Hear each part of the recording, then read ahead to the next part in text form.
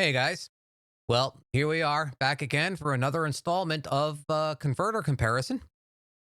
Today's video is following on a session that David ran in his studio earlier this week using the Rupert Neve Designs MBC master bus converter.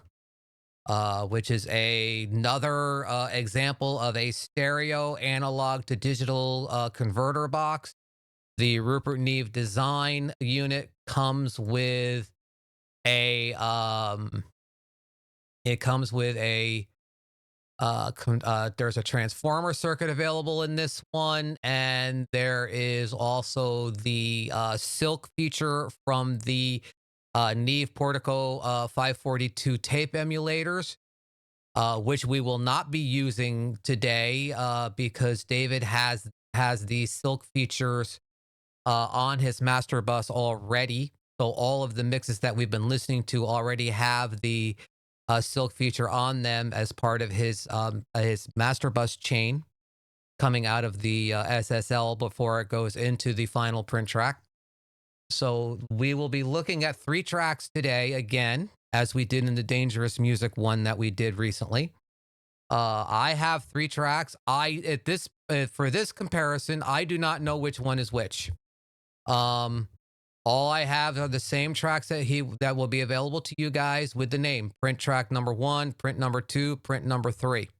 I don't know which one is which. I'm making it part of this challenge for myself to see if I can guess which one is which. I do know for a fact that one of these is a clean print now of the Barry Dridger song "Got It Bad" or "Bad for You." Thank you, Barry, once again for allowing us to use your music for these types of things. So again, the situation as with the Dangerous Music one that we just did is the same. David did a full, complete mix on the SSL console of this song. It has hardware inserts on many of the channels. It has the full master bus processing going on with the Empress EQ and the tape emulators and the SPL Big and the SSL bus compressor. There's reverb and effects on this. This is a full, complete, ready to go to the client mix. Okay. So what he did is he printed a run into the 4848. Then he disconnected the 4848 and hooked up the Neve. And then he printed a run through the converters clean without the transformer circuit, without the silk circuit, without anything else engaged. Then he ran a third one with the transformer circuit engaged. So I'm making it part of the challenge to me. I'm going to try to figure out which one is which. Now, full disclosure, I've listened to these tracks already. I've had them for a day or two. I've been listening to them. I don't know which one is which, but I have done some listening and some initial analysis to them to try to figure out which one is which. Okay. So here's the session set up again. Print track number 1, print track number 2, print track number 3. There are a couple plugins on the channels. There are a couple plugins on the mix bus. They are all disabled at this point in time. Auto Align 2 is on all 3 of them to keep them aligned. Again, disabled at this point in time. Then I have the Melda M notepad to use as a scribble strip for each one of the channels to look at a few. There's a few notes in there that I'll discuss after the playthrough. Then over on the master, on the master, there is the adapter metric AB. I already have that set up, but it presently disabled. I have decibel presently disabled.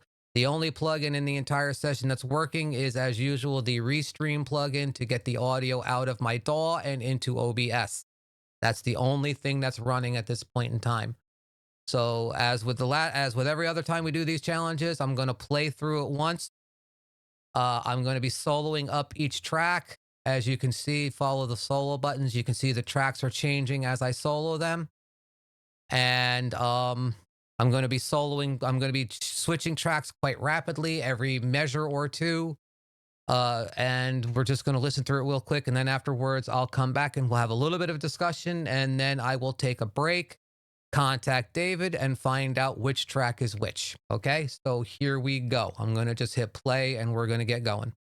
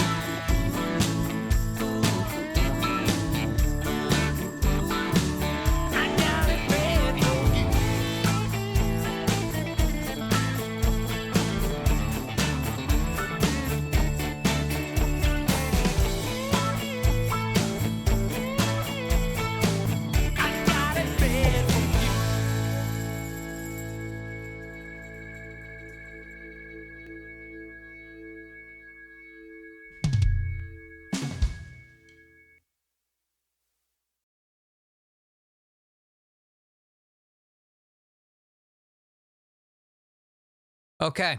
So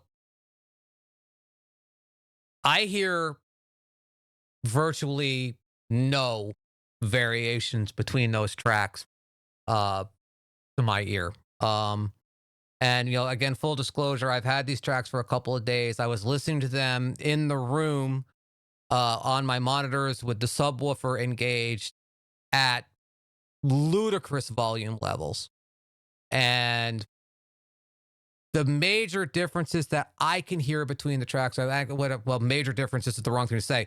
The differences that I can hear between the tracks is, to me, track one feels like it has a little more depth, a little more width, and might be a little warmer.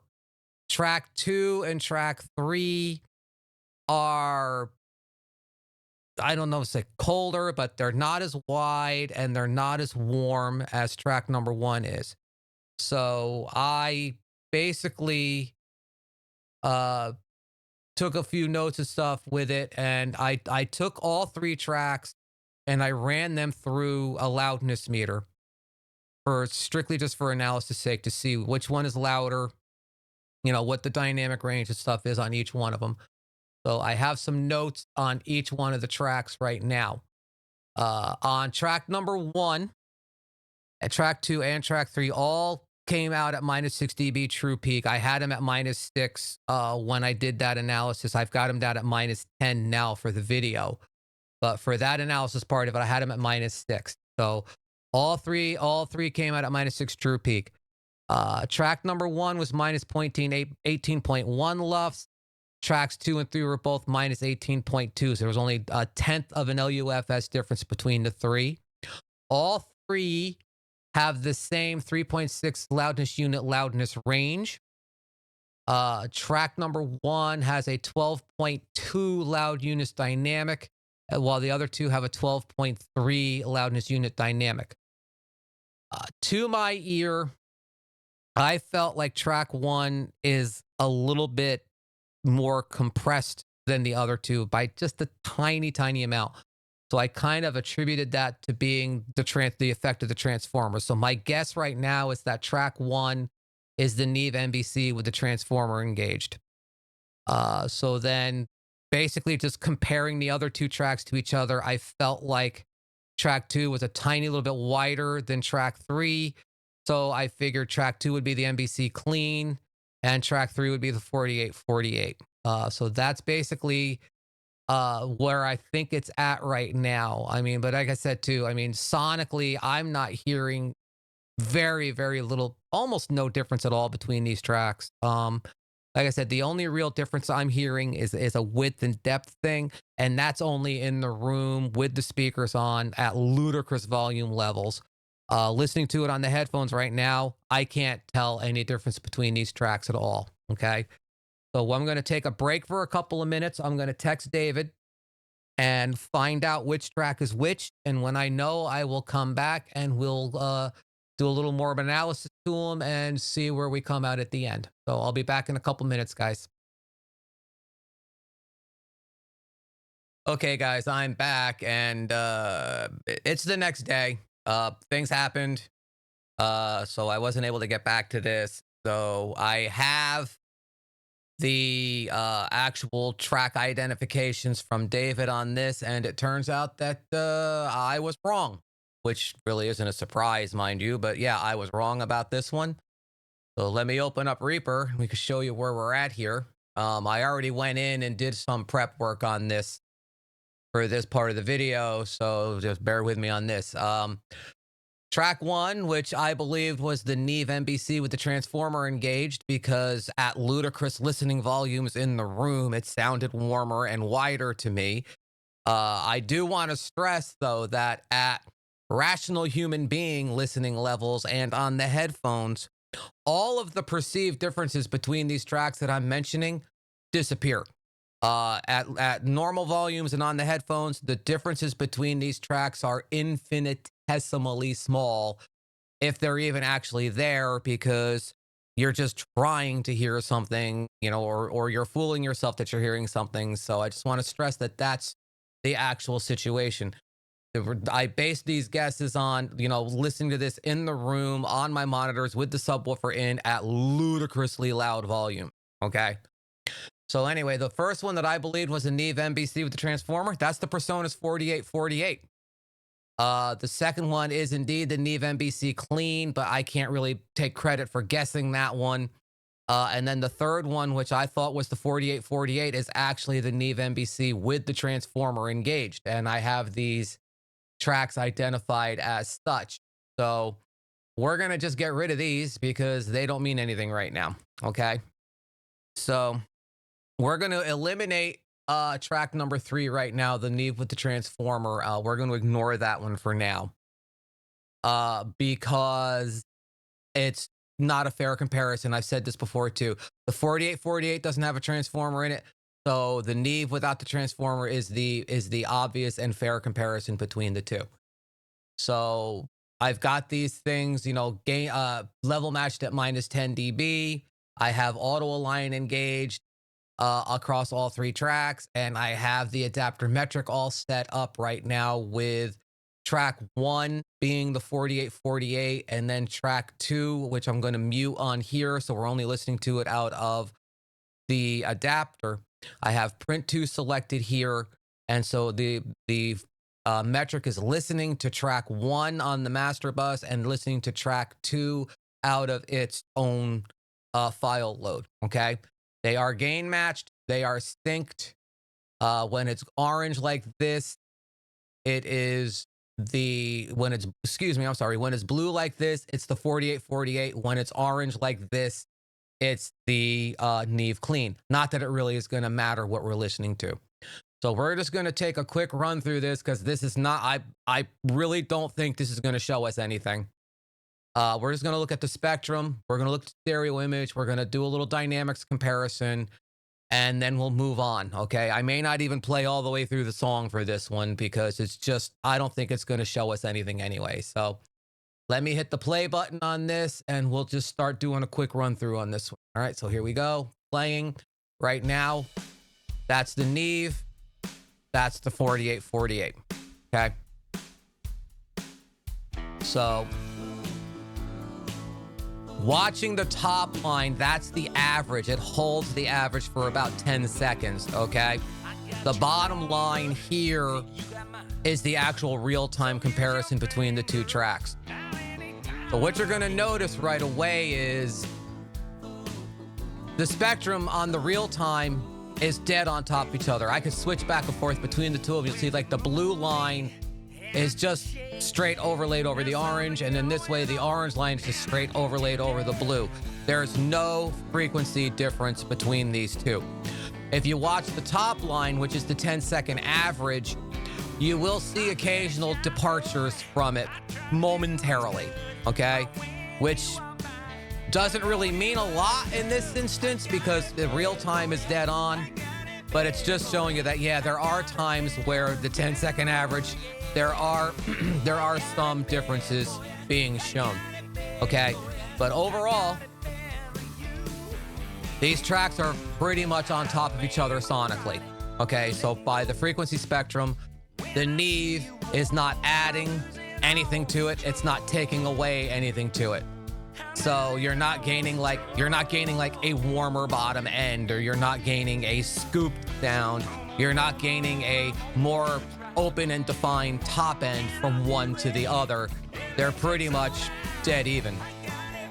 Looking at the stereo image, again, you're seeing that the lines are pretty much on top of each other. There are occasional departures in that.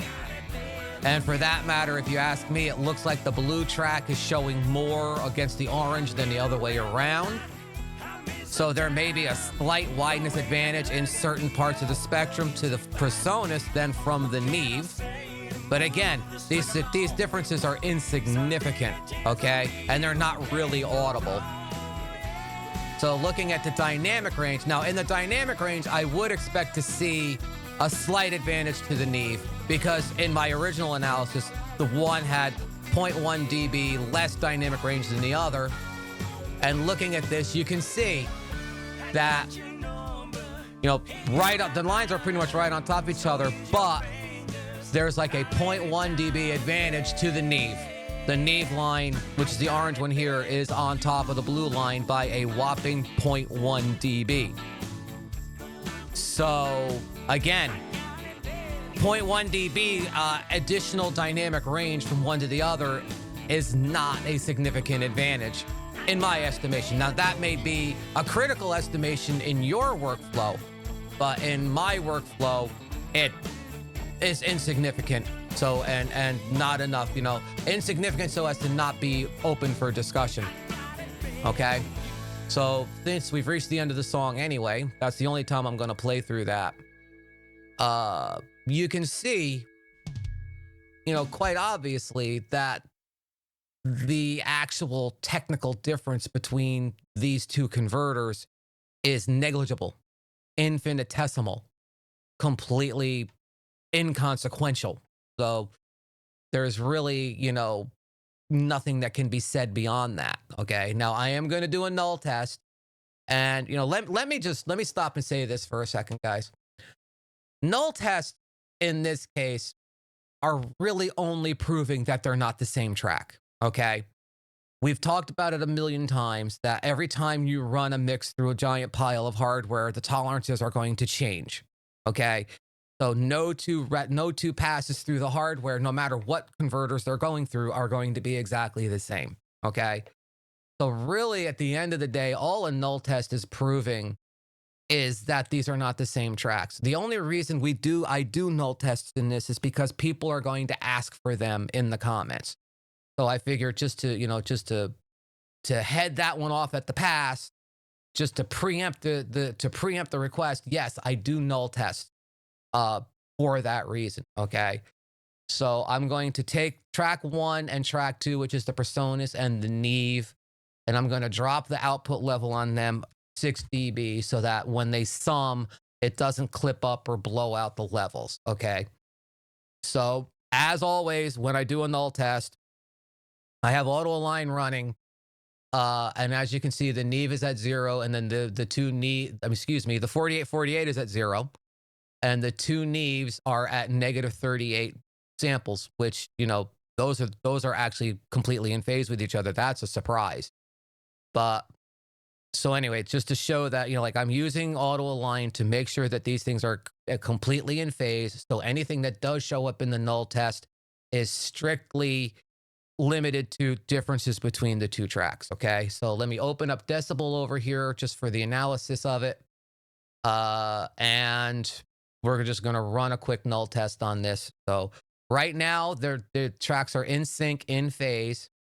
As always, you will see me hit either this button on this track and that one will turn blue, or this button on this track and that one will turn blue, and that puts those out of phase. So the tracks should conceivably, if they were 100% identical, should null. Okay. However, as I said, these tracks are not going to null. So let me start playing these two tracks again. They are not nulled at the moment. All right, so we're peaking over here at, like, you know, -12. A little higher than that. Okay, it looks like the average is around -57, 58 dB, whatever. So let me null one of them. So I'm going to put the Neve out of phase. And again, they're not going to null. Okay, but they are also not nulled all the way across the spectrum. So there's really not a huge amount of difference between these tracks, other than the fact that they're not identical tracks. Okay. So as you can see, like now we're peaking at about -60, and our average is down here around -93 or -90 dB. So you're nulling 40 dB plus worth of output on these tracks. And again, it's completely across the spectrum. And so they're not nulling. They're not the same track, but there's not a huge difference between these tracks. If there was a huge difference in one part of the spectrum or the other, or if there was a huge difference in like the stereo width, these tracks would not null to this degree. They'd be much louder still at this point. So, you know, all the null test is proving is that they're not the same tracks. And just for the sake of it, I'll null the other side too. So again, null, putting either track out of phase results in the same thing. Okay. So again, the null test in this case is only proving that they're not the same track, but it also is showing that there's nothing that jumps out from one track to the other. So there's nothing, the Neve is not adding, subtracting, or giving you any real, is not making any real alteration to your track. Okay. So just, based upon that, those two tests alone, my conclusion is that the Neve the converters in the Neve are not giving us any sonic advantage over the converters in the 4848. Okay. Now, just for the sake of and of something just interesting, is I do have a transformer track here for the Neve. So the question then becomes, what, if anything, is the transformer adding to the signal path that, other than having it clean? So again, we're going to open metric AB back up again. I'm going to mute the Neve transformer track. I'm also now going to mute the 4848 track. So now on the master bus, adapter is now listening on the blue to track 2. Okay. And so I've just loaded print number 3, the Neve with the transformer, into the adapter. So we're now listening to track 2 on the master bus through the adapter, and we're listening to track 3 inside the adapter. Okay. So again, I'm just going to run this quick because I don't think there's going to be a lot to show. Okay, but we are going to run it again. Let me get these level matched again, because for some reason or other, this thing sometimes changes the levels. Okay, so we're level matched now. Okay, so when I look at the spectrum, if you look carefully now at the average bar, you will see that pretty much across the spectrum, and this is making me wonder, I think I should probably, let me level match these again. Oh, I know why. Hold on. I forgot to put that back to 0. My apologies. Sorry about wasting our time there. Let me level match these again.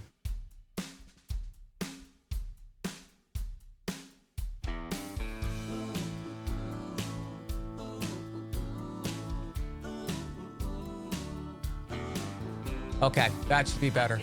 All right, so now when you look at the spectrum, sorry about that.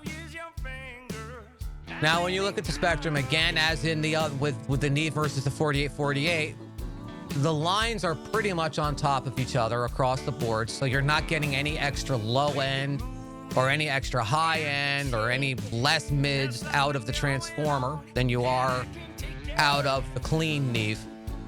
If you watch the average line, you will see occasional departures, occasional what I refer to as tears.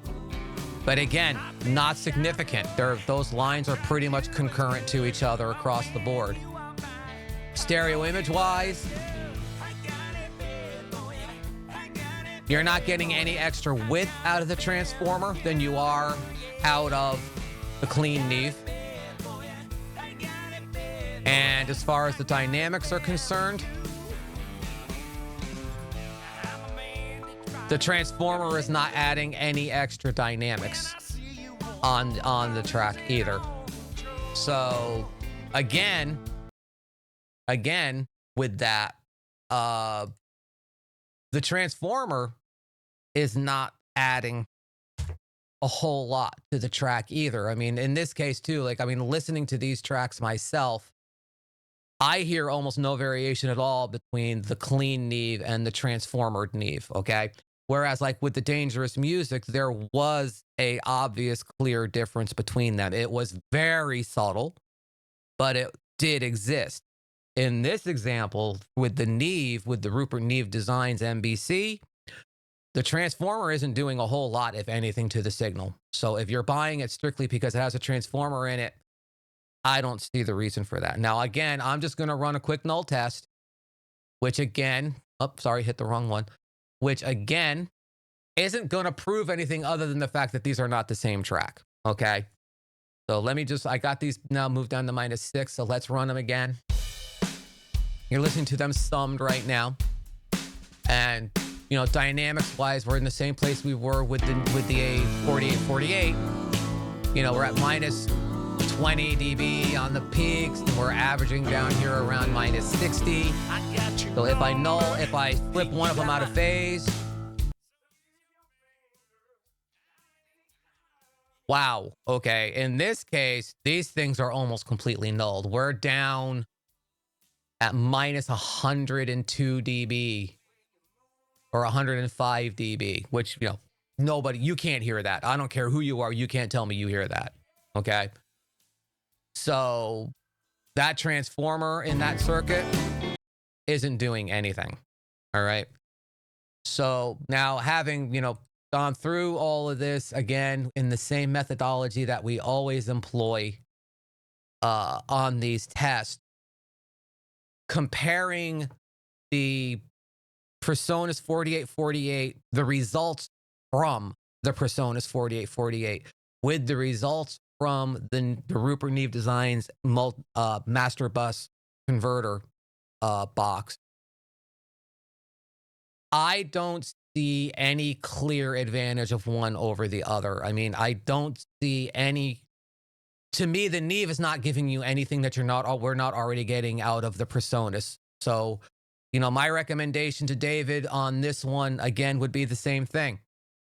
I'm packing that thing back up and sending it back to Sweetwater and using the money that thing costs for something else in the studio. Okay. It's a good box. Just like honestly, like the Dangerous Music was a good box too. And if you're looking for a separate analog to digital converter because you need one in your workflow, they would both be good choices. They both have options available to them. They have, extra features that may make them attractive to you. I mean, especially with the Neve, that silk circuit, if you don't have the Neve Portico 542 tape emulators, having that silk circuit available to you on your print would be a good thing. I mean, they sound amazing. We did not test them because this mix already has them on it on all three. So they're adding the silk circuit to it would just be doubling down on saturation. Okay. Whereas on the Neve, the transformer isn't giving you much, but it does have the silk circuit. If you want a transformer on your print track, then you go for the Dangerous Music because that has a transformer installed in it, and that transformer does have a subtle but real effect on your work. Okay. So as with the Dangerous Music and now with the Neve, I'm not keeping them. I don't see any advantage to them. I don't see where they're adding anything to our workflow. So I'm going to kind of like just wrap this up there, guys, with that. I have really not a lot to say about what's going on here other than the fact that I don't see what other people are claiming actually exists. So and again, if it works for you, great. We're not telling you not to do something. We're just saying that for us, we don't see, I don't see any reason to change what we're doing now. Okay. So with that, I'm going to just, end this as usual with, thank you for watching. Thank you to Barry Dridger for allowing us to use your music in these comparisons. Please subscribe to the channel if you haven't subscribed already. I mean, join us in the community. The more subscribers we have, the more clout we have with manufacturers to get equipment to do comparisons like this, so we don't have to lay out our own money to do these. Especially David, who lays out the vast majority for these things, if not all of it. So, please subscribe to the channel, hit the like button, share the video around on forums or whatever. Get down in the comments. Let me know what you think. As always, if you have suggestions for a better methodology, if you have experience with this box that's different from what I'm demonstrating here, get down there. Let's talk about it, okay? Just be civil about it and keep in mind that if you're going to go down there and be a jerk about things, nobody's going to see it anyway, so don't waste your time, okay? If you're going to be a jerk to other people in the comments, they're not going to see it. And if you're going to be a jerk to us, we're not going to care. Okay. So thanks for watching this. Appreciate it. You guys all take care of yourselves. And we'll see you in the next one. Be good, guys. Bye.